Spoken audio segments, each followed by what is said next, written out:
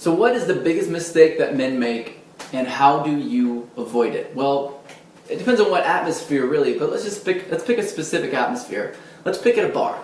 Let's think about a bar. Let's imagine you walk into a bar and you're by yourself, and you go up to the bar, you get a drink. Okay, so now we have a picture painted. All right, there's a bunch of people in the bar, and you see a lot of interactions going on, and there's some women kind of standing around, and you get the nerve to turn around and talk to them for a second. You say whatever it is that you would say at that time. Maybe you don't know what you would say. Maybe that's a problem. But let's say that you somehow got past that. It was a friend of yours, and you just asked, "How do you know James?" So they start talking to you. All right. It's kind of a little bit of a loud environment. So what do? You can't hear very well, so you lean in, right? Like this. You go, "Well, okay." You hear them talk, and then you go talk back, and you lean forward and talk like this, and then you lean back again. And then you lean forward and listen again as she's talking. And then you lean back in. And pretty soon, you're doing this. And this is called pecking.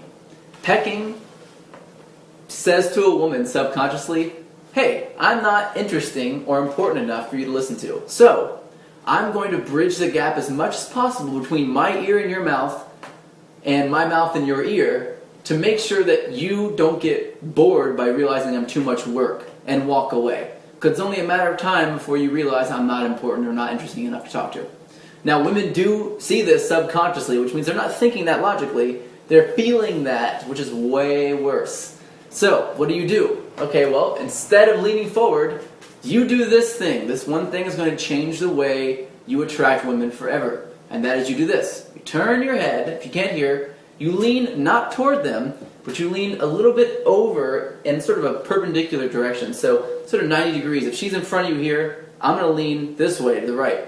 So I'm going to lean this way, and I'm going to point to my ear. What she's going to do, and maybe I'm going to furrow my brow a little bit, kind of do this like I can't hear her.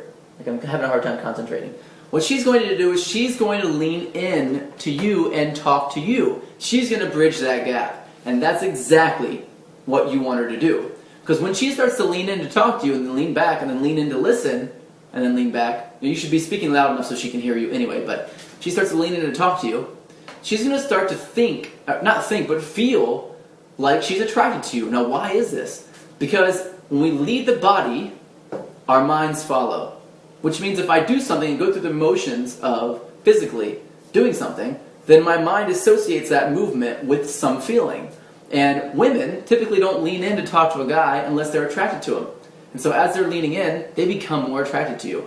It's kind of a ninja technique, and I want you to use it. It's fantastic. It's how to avoid that one. I see this problem a lot.